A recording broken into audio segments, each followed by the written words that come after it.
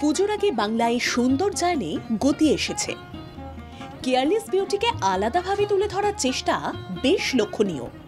স্বচ্ছতার মাপকাঠিতে বৈদ্যবাটী শিরোপা পেয়েছে।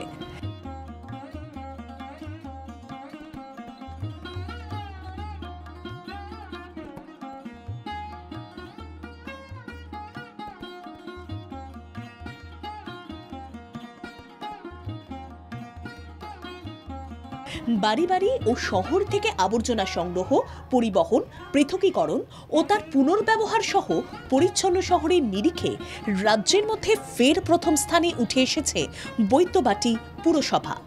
কেন্দ্রীয় হাউজিং ও আরবান অ্যাফেয়ার্স মন্ত্রকের বিচারে 2025 সালে স্বচ্ছতম কেন্দ্রীয় পোর্টালের সমীক্ষার ভিত্তিতে বৈদ্যবাটী পুরসভাকে রাজ্যের মধ্যে পরিচ্ছন্ন শহর হিসেবে সম্মানিত করা হয়েছে।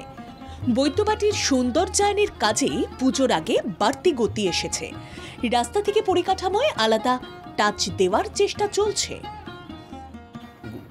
মেন রাস্তার মোড়ে মোড়ে সিসি ক্যামেরা লাগানো হয়েছে। আরও কিছু মেন রাস্তা আছে, মুখ আছে, যেগুলো কিছু ওয়ার্ডের ভেতরেও মেন মোড় রয়েছে। গেট থেকে নিয়ে একদম শাসমলপাড়া আমাদের এন্ড অবধি ওই রাস্তাটা, আর এইদিকে চণ্ডীতলা রোড, এই জায়গাগুলো আমরা 100 ওয়ার্ডে এলইডি লাইট।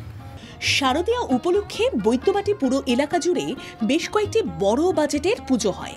পুজো উপলক্ষে হুগলি জেলার বিভিন্ন প্রান্ত থেকে পুজোর দিনগুলিতে প্রচুর সংখ্যক দর্শনার্থীদের আনাগোনা দেখা যায় এই শহরে। তাই পুজোর ভিড়ে যাতে শান্তি শৃঙ্খলা বজায় থাকে এবং যাতে কোথাও কোনো রকম অপ্রীতিকর ঘটনা না ঘটে, তার জন্য জিটি রোড ধরে প্রচুর সিসিটিভি লাগানো হচ্ছে।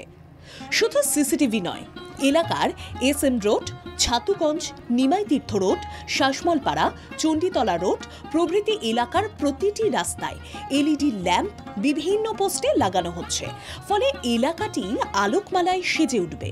কারণ এই সময় শেওড়াফুলির বিভিন্ন দোকানে মানুষজন আসেন পুজো মার্কেটিংয়ে, যাতে তাদের কোনো অসুবিধা না হয় সেই ভেবেই এই ব্যবস্থা নেওয়া হচ্ছে।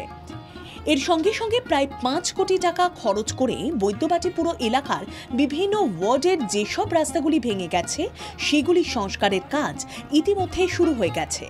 আশা, পুজোর আগেই পুরো এলাকার যেসব রাস্তার অংশগুলি ভাঙা রয়েছে সেগুলি পুরোপুরি সংস্কার করা হবে বলে জানালেন পুরপ্রধান পিন্টু মাহাতো।